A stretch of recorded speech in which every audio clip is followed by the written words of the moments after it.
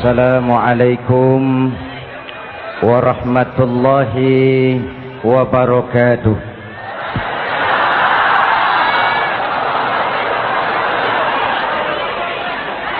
Alhamdulillahillazi anzalal Qur'an hudan linnasi wa bayyinatin minal huda wal furqan.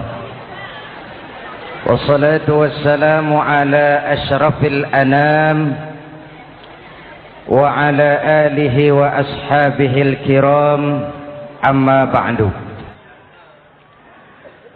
Saudara-saudara hadirin yang saya hormati, yang berbahagia,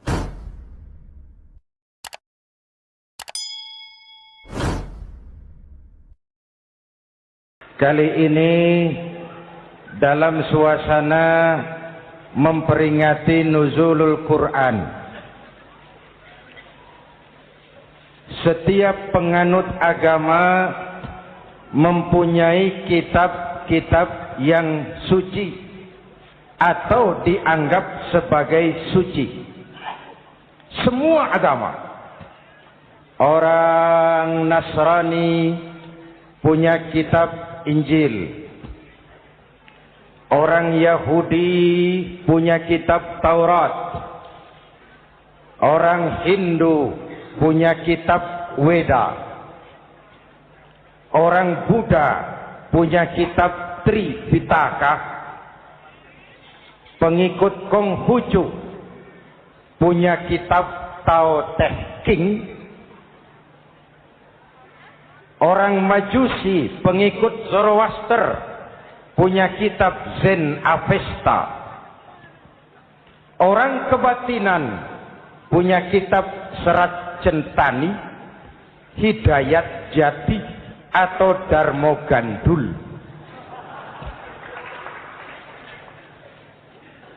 Kita umat Islam oleh Allah diberikan Al-Quran yang kita yakini sebagai kitab suci. Kunaon?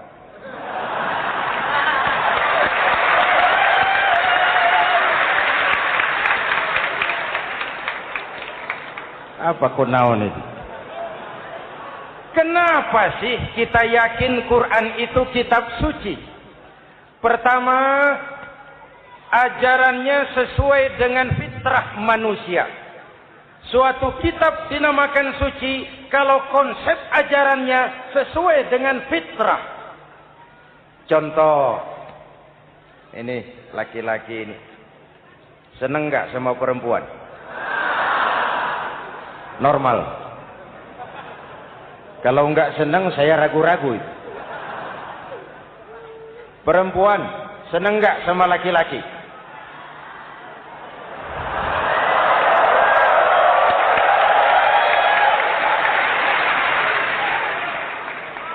Ini fitrah.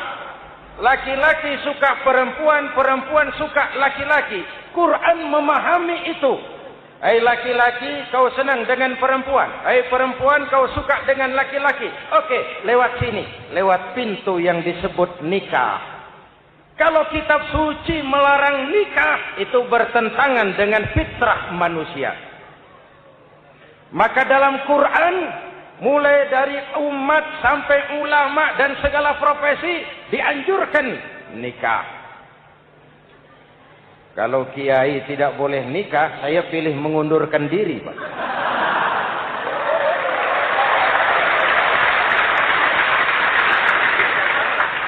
Itu bertentangan dengan fitrah.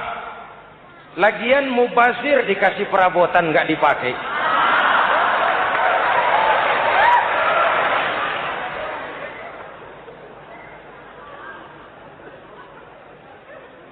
Fitrah. Contoh lagi, manusia perlu makan. Kalau ada kitab suci menyuruh puasa terus dari pagi sampai sore, sampai malam, sampai pagi lagi, eta teh kitab gelo.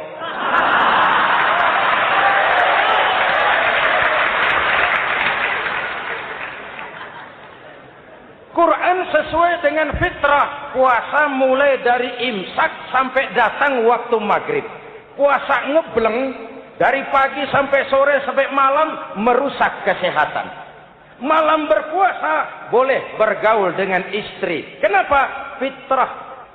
Kalau siang tidak boleh, malam tidak boleh, sebulan penuh panas kepala.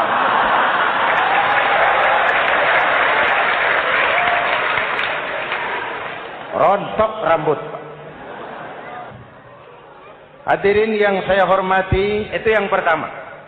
Yang kedua, kita yakini Quran sebagai kitab suci karena isinya tidak saling bertentangan, konsekuen, konsisten.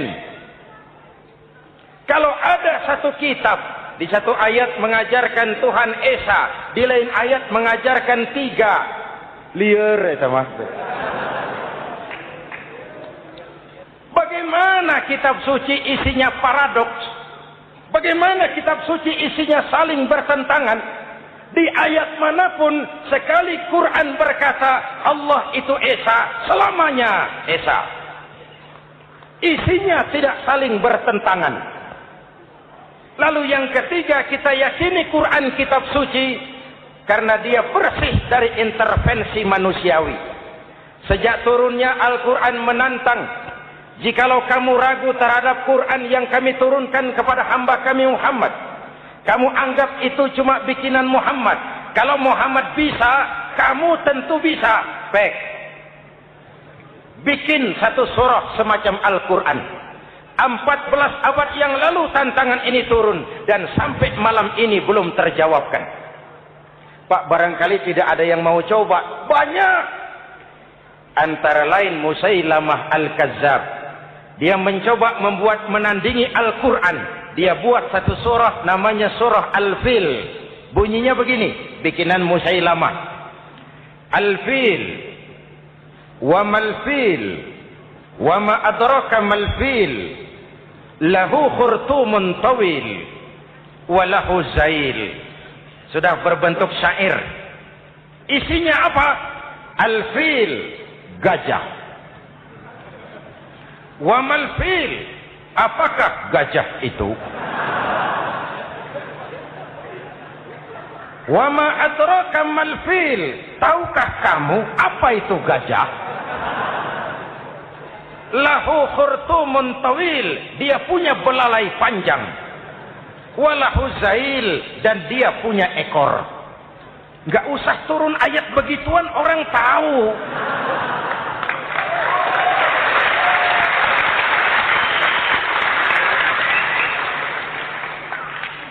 Kalau redaksi mendekati, maka isi jauh panggang dari api. Kitab suci bersih dari campur tangan manusiawi. Maka Al-Quran, ke bahasa apapun dia diterjemahkan, naskah aslinya tetap ikut. Dia boleh diterjemahkan ke bahasa Sunda, bahasa Jawa, bahasa Padang, bahasa Inggris, bahasa Jerman, bahasa Belanda. Naskah aslinya tetap ada. Kenapa? Bahasa ke bahasa perbedaannya sering frontal. Kalau dari gelas menjadi gelas, eta mah caket. Dari lem menjadi lampu, itu masih serumpun. Tapi cokot Sunda dengan cokot Jawa, itu jauh bedanya. Atos Sunda dengan atos Jawa, itu jauh. Ulama Sunda sama ulama Jawa nggak pernah akur kalimat atos ini.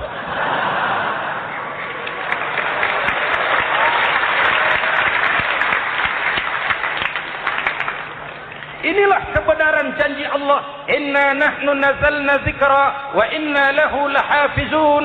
Kami yang turunkan Al-Quran, kami yang akan menjaganya. Ribuan orang hafal Al-Quran. Lalu apa pesan-pesan misi utama Al-Quran? Pertama, menegakkan tauhid. Ini yang lebih dahulu. Membentuk kualitas sumber daya manusia dengan menanamkan nilai-nilai keimanan. Membebaskan dari ketergantungan kepada benda. Ya ayyuhan nasu ubudu rabbakumul ladzi khalaqakum. Hai manusia, Tuhanmu yang perlu kau sembah hanyalah Tuhan yang telah menciptakan kamu. Jangan menyembah Tuhan yang tidak pernah menciptakan kamu. Mengapa kau menyembah harta padahal dirimu lebih berharga dari harta? Kenapa kau menyembah pangkat dan jabatan padahal dirimu lebih berharga dari pangkat dan jabatan?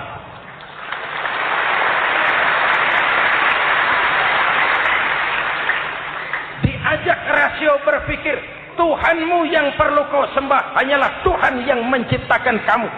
Dan Tuhan yang menciptakan kamu itu Tuhan yang lam yalid walam yulad, yang laisa kamislihi syai'un, dan itulah Allah Subhanahu wa taala. Ayo orang teh, ayeuna teh. Boleh pakai teh? Ayeuna teh, kita teh. Kalau kepada syirik jali, syirik yang terang-terangan, insya Allah tidak. Nyata-nyata menyembah berhala, tidak. Nyata-nyata menyembah pohon, tidak. Nyata-nyata berkeyakinan Tuhan lebih dari satu, tidak. Tapi kita sering terjebak pada syirik kecil, syirik khafi, syirik yang tersamar. Saya sejak pakai cincin ini, jangankan anak gadis, nenek-nenek ngelihat saya cincin. Jangankan anak gadis, nenek-nenek lihat saya lemes. Cincin. Ini saya sejak ada perkutut di rumah ini dagang lancar perkutut. Ini Ramadan, bulan penempaan nilai-nilai keimanan. Misi utama Quran menegakkan tauhid, memerangi kemusyrikan, membebaskan manusia dari ketergantungan kepada benda. Dari situ kualitas sumber daya manusia dimulai. Saya sering ungkapkan selama ini sistem pendidikan kita cuma mengisi otak, bukan membentuk watak. Otak diisi segala macam ilmu, tapi hati kosong, agama rapuh, akhirnya moral rendah. Muncul manusia-manusia yang pintar, cuma sayang tidak benar. Indonesia kita bangkrut, Indonesia kita terpuruk, Indonesia kita sakit sekarang ini. Kan ulahnya orang-orang yang pintar tapi tidak benar.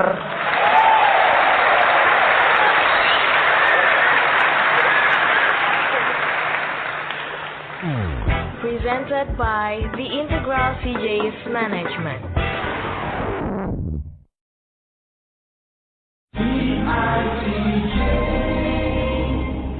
Dan kalau saya bicara kayak begini, ini bukan pidato politik, ini nurani.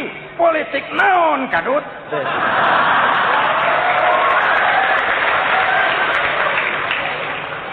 Ini nurani, ini tanggung jawab sebagai anak bangsa. Ibu bapak, saudara-saudara hadirin yang saya hormati. Rasul kalau masuk sepertiga yang akhir, sing-singkan lengan baju, hamparkan sajadah, lebih banyak di masjid daripada di rumah. Itu Rasul. Maka sepertiga yang akhir masjid makin ramai. Lihat Masjidil Haram. Lain dengan kita. Sepertiga yang akhir masjid mulai mengalami kemajuan. Safnya makin maju.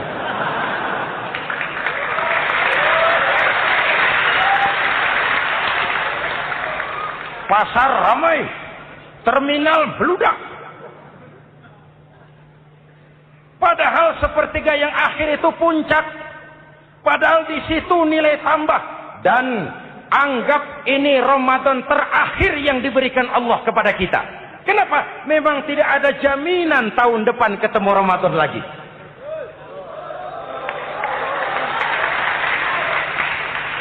Anggap ini Ramadan terakhir yang diberikan Allah kepada kita. Tidak ada jaminan tahun depan Ramadan akan ketemu lagi. Tidak ada jaminan. Manfaatkan peluang ini untuk melakukan pemutihan. Semua kita melakukan introspeksi. Tidak tahu kita Ramadan tahun depan nanti masih ketemu apa tidak. Sebagaimana kita tidak tahu kita masih hidup atau tidak. Hadirin yang saya hormati. Misi kedua Al-Quran, persaudaraan, kebersamaan atas dasar keadilan dan kebenaran. Manusia bersuku-suku, ya. Manusia berbangsa-bangsa, memang. Itu diakui oleh Al-Quran. Inna khalaqnakum min dzakari wa untha wa ja'alnakum syu'uban wa qabaila. Kami ciptakan kamu dari laki-laki dan perempuan. Kami jadikan kamu bersuku-suku dan berbangsa-bangsa.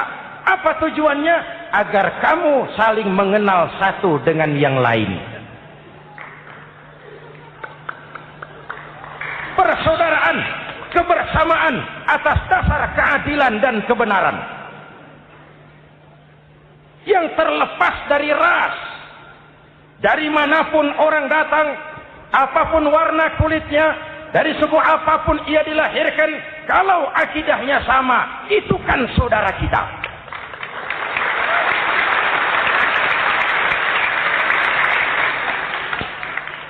Seperti di masjid, kita tidak peduli dari mana kita datang. Yang datang dari kidul, madhab ngulon mang. Yang datang dari sebelah lor, madhab ngulon mang. Yang datang dari sebelah wetan, madhab kulon mang. Yang datang dari kulon,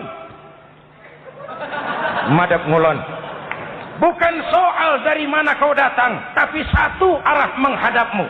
Kau mau Betawi, mau Sunda, mau Jawa, mau Padang, mau Aceh, mau Batak, mau Ambon, kita satu nusa, satu bangsa, satu bahasa. Marilah kita jadi lem perekat buat lingkungan kita di saat keutuhan kita sebagai bangsa sedang dalam ujian berat. Semangat kebersamaan atas dasar keadilan. Tidak ada mayoritas menekan minoritas. Umat Islam itu kalau besar, dia mampu melindungi yang kecil. Kalau kecil, dia bisa menjaga diri.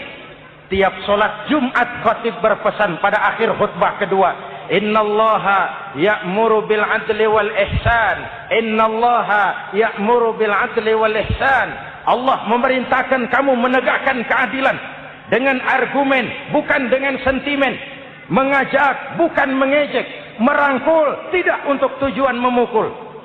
Kalau sebagai bangsa kita utuh, kompak dan bersatu, saya yakin kita akan bisa mengatasi kesulitan-kesulitan sekarang ini.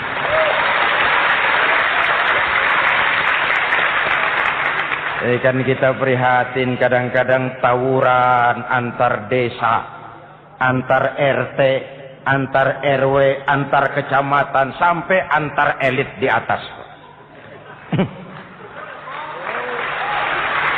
Makanya saya ulang lagi pesan ini. Kalau elit di atas tawuran, jadilah penonton yang baik. Saudara-saudara kaum muslimin yang saya cintai, kita prihatin. Kita seakan tercabut dari akar budaya kita sebagai bangsa. Kenapa kita yang berfalsafahkan Pancasila? Kenapa kita yang berketuhanan yang Maha Esa tiba-tiba jadi beringas dan brutal? Ada maling ayam ketangkap, disiram bensin, dibakar hidup-hidup. Kok kita bisa begitu? Street justice, pengadilan jalanan mulai tegak. Iyalah kita tidak puas dengan kerja aparat kita, tapi jangan main hakim sendiri. Ini negara, bukan hutan.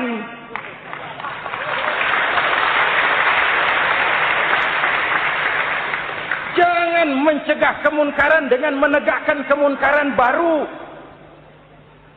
Oleh hal-hal yang sepele, yang mestinya kita bisa mencari jalan keluar dengan baik. Ayo, luruskan saf, rapatkan barisan, satukan langkah, tautkan hati. Kita satu umat yang satu, diikat oleh Al-Quran. Hanya dengan kebersamaan kita akan mampu menata hari esok yang lebih baik atas dasar keadilan dan kebenaran. Dulu Muhammad Toha teriak takbir ngadepi Belanda. Bung Tomo teriak takbir ngadepi Belanda. Ayeuna takbir ngadepi batur sadulur salembur. Nanaonan.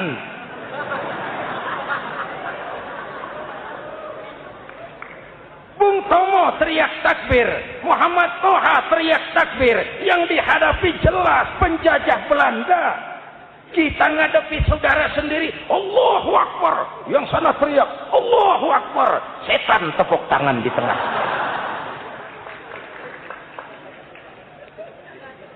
Yuk, kita rukun yuk. Kita kompak yuk. Kita bersatu yuk. Kita pulang yuk.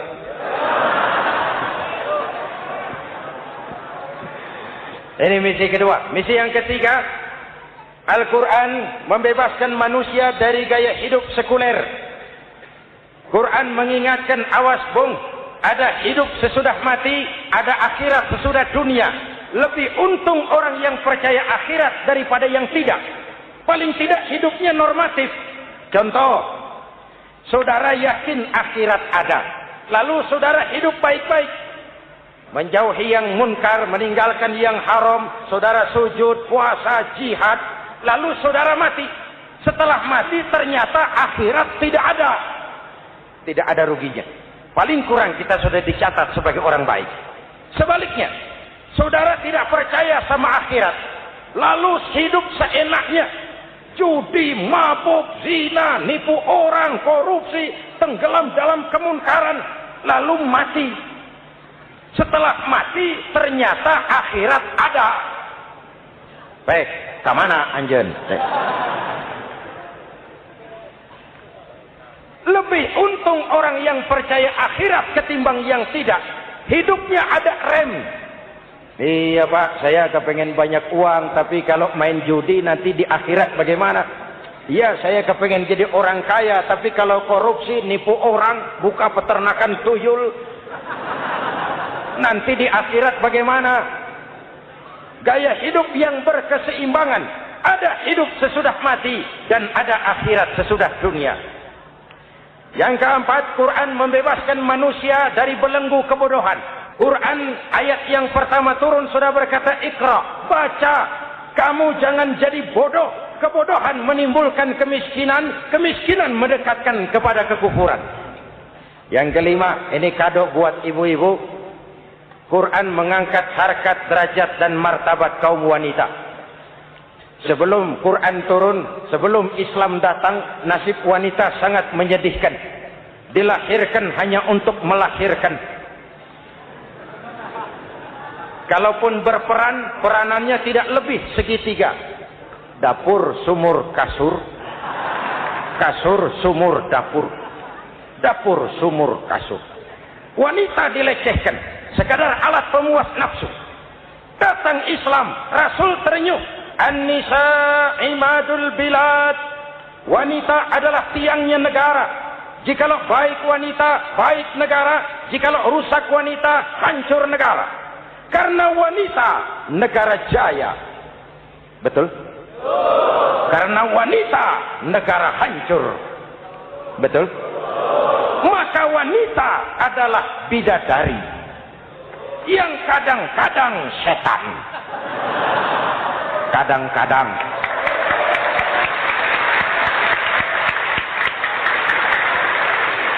Ini yang hadir di sini bidadari semua. Ibu bapak, saudara-saudara hadirin yang saya hormati. Lalu bagaimana sikap kita terhadap Al-Quran? Quran sendiri menjelaskan, "Tsumma awrasnal kitaba allazina istafaina min ibadina."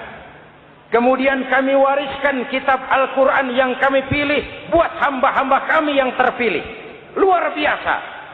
Umatnya umat pilihan, Rasulnya Rasul pilihan, kitabnya pun kitab pilihan. Kami wariskan Al-Quran kepada hamba-hamba kami yang kami pilih.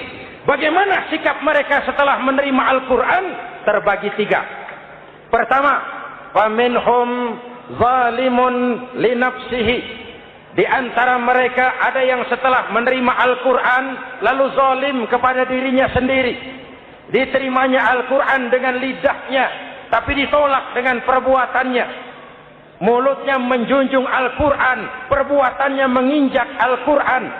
Quran bilang ke barat, dia pergi ke timur. Quran bilang ke selatan, dia berangkat ke utara. Quran bilang haram, dia terjang. Quran bilang halal, dia tidak mau. Orang seperti itu tidak zalim kepada Allah, tapi zalim kepada dirinya sendiri. Apa kalau kita tidak sholat, Allah rugi? Apa kalau kita tidak bayar zakat, Tuhan bangkrut? Apa kalau sedunia tidak ada yang sujud, Tuhan berhenti jadi Tuhan? Kita mau lakon apa, Allah tetap Allah. Kau mau jadi orang baik-baik, mau jadi bajingan paling tengik, mau jadi orang soleh, mau jadi orang salah, Allah tetap Allah. Kita hanya zalim kepada diri kita sendiri. Ini kelompok pertama, menerima Quran dengan ucapannya, tapi menolak dalam perbuatannya. Mudah-mudahan kita yang termasuk golongan ini. Amin. Yang kedua, wa minhum muqtasid. Di antara mereka ada yang menerima Quran 50-50. Separuh-separuh. Yang enak dilaksanakan, yang berat ditinggal. Padahal pada sisi lain Quran mengajarkan masuklah ke dalam Islam secara total. Kafah, jangan separuh-separuh. Ini watak munafik. Kalau dilihat Islam menguntungkan, rame-rame teriak Islam. Ketika diminta berjihad, diminta berkorban, diminta zakat, rame-rame mengundurkan diri. Saya bangkrut pak, saya miskin pak, saya pailit pak. Mental itu dalam awal-awal Baqarah dijelaskan. Kullama adha'a lahum masyaw fihi wa idza azlama 'alaihim qamu. Kalau terang mereka berangkat, kalau gelap mereka mandek. Itu ciri orang munafik beragama. Kalau Islam menguntungkan, rame-rame teriak Islam. Ketika diminta berjihad, berkorban, berjuang, rame-rame mengundurkan diri. Muqtasid. Golongan yang ketiga, ini yang ideal. Wa minhum sabiqum bil khairati biiznillah. Di antara mereka ada yang setelah menerima Al-Quran, lalu berlomba-lomba mengamalkannya. Berlomba-lomba melaksanakannya. Jangan sampai yang baca Quran dengan suara merdu dapat piala, yang mengamalkan Quran dengan konsekuen dapat penjara.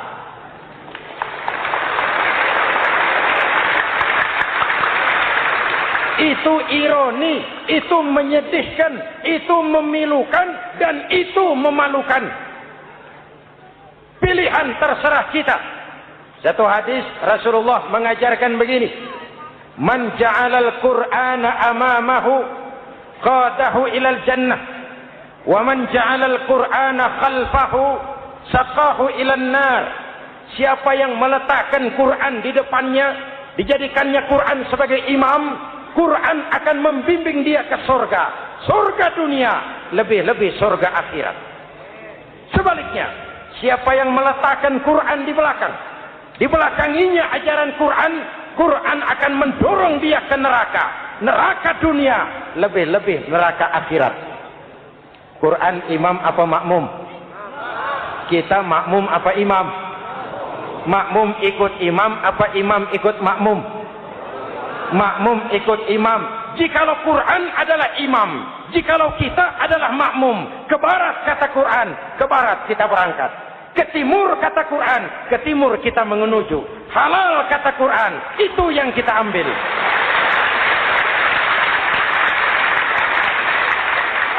Mari kita jadikan Ramadan sebagai bulan di mana sedikit demi sedikit kita berupaya kembali menjadi generasi yang Qurani. Rasulullah pernah ditanya, kalau Tuhan wafat ya Rasul, kemana kami minta nasihat? Aku tinggalkan kamu dua nasihat. Satu yang diam saja, satu yang bisa bicara. Yang bisa bicara apa ya Rasul? Al-Quran. Minta nasihat Quran. Yang diam saja apa ya Rasul? Maut. Dalam hidup ada dua nasihat. Nasihat yang bisa bicara, Al-Quran. Nasihat yang diam saja, maut. Mau dagang, minta nasihat Quran. Mau bertetangga, minta nasihat Quran. Itu nasihat. Nasihat yang kedua, diam saja, tahu-tahu datang maut. Makanya anggap ini Ramadan terakhir yang diberikan Allah kepada kita. Karena tahun depan tidak ada jaminan kita bertemu Ramadan. Manfaatkan 10 yang akhir untuk meningkatkan nilai ibadah kita kepada Allah Subhanahu wa taala. Hadirin, kita sudah mendekati akhir, saya akan baca doa. Mari kita Fatihah. Semoga kita semua dalam perlindungan Allah. Ala hadhihi niyyah wa ila hadratin nabi. Al-Fatihah.